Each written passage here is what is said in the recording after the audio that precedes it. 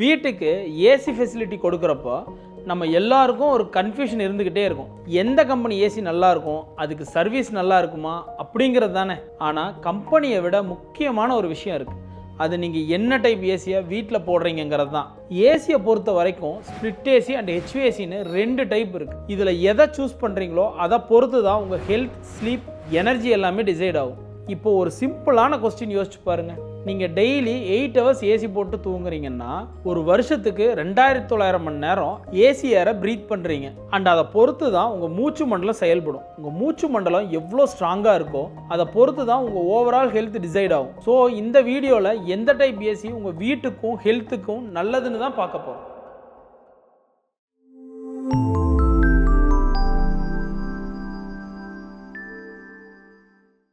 First, coverage and usage logic.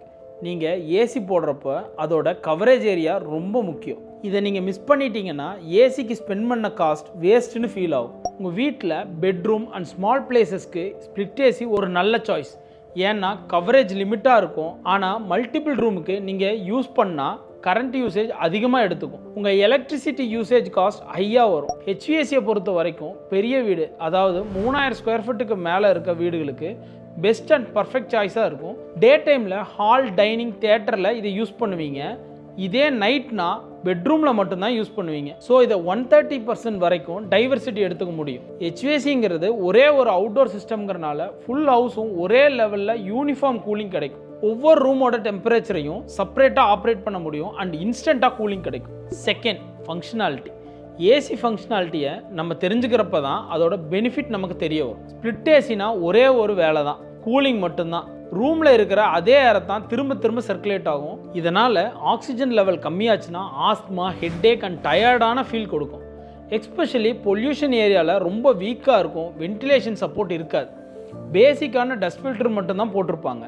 இதனால் small பார்ட்டிகல்ஸை filter பண்ண முடியாது. ஏர் குவாலிட்டி அன்பிரிடிக்டபிளாக இருக்கும். இதோட ஃபங்க்ஷன்ஸும் மேனுவலாக ஆக்சஸ் பண்ணுற மாதிரி தான் இருக்கும். இதே ஹெச்விஏசி சிஸ்டம்னா கம்ப்ளீட்டாக டிஃப்ரெண்ட்டாக இருக்கும். இது கூலிங் மட்டும் இல்லாமல் கூலிங், ஹீட்டிங், ஹியூமிடிட்டி கண்ட்ரோல்னு எல்லாம் ஒன்றா இன்டகிரேட் ஆகிருக்கும். இது மட்டும் இல்லாமல் fresh air ventilation system add பண்ணிக்க முடியும்.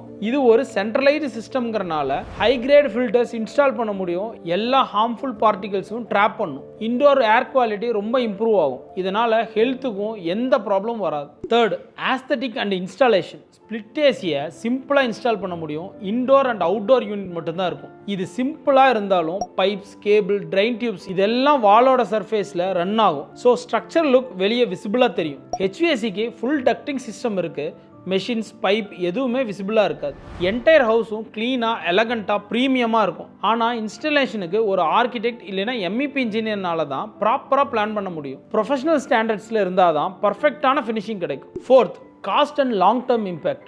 ஸ்ப்ளிட் ஏசியை பொறுத்த வரைக்கும் ஸ்டார்டிங்கில் காஸ்ட் கம்மி. ஆனால் மல்டிபிள் ரூம்ஸ் யூஸ் பண்ணும்போது கரண்ட் பில் ரொம்ப அதிகமாகும். 3 to 4 இயர்ஸ்க்கு அப்புறம் மெயின்டெனன்ஸ் காஸ்ட் இன்க்ரீஸ் ஆகிட்டே இருக்கும். ஸ்மால் ஹவுஸுக்கு தான் இது எஃபிஷியண்ட்டாக இருக்கும். பட் ஹெல்த் இஷ்யூ வரும், ஃப்ரெஷ் ஏர் இதில் இருக்காது. லாங் டேர்முக்கு காஸ்ட்லியான ஒரு சாய்ஸ். ஹெச்விஏசியில் இனிஷியல் இன்வெஸ்ட்மெண்ட் ஸ்ப்ளிட் ஏசியை விட 2-3 மடங்கு அதிகமாக இருந்தாலும் லாங் டேர்ம் சேவிங்ஸ் நல்லா இருக்கும். ஹை எஃபிஷியன்சி கிடைக்கும் அண்ட் இது எலக்ட்ரிசிட்டியை கம்மியாக யூஸ் பண்ணும். என்டையர் ஹவுஸுக்கும் பேலன்ஸ் கூலிங் இருக்கிறனால வேஸ்டேஜ் இல்லாமல் மெயின்டைன் பண்ணும்.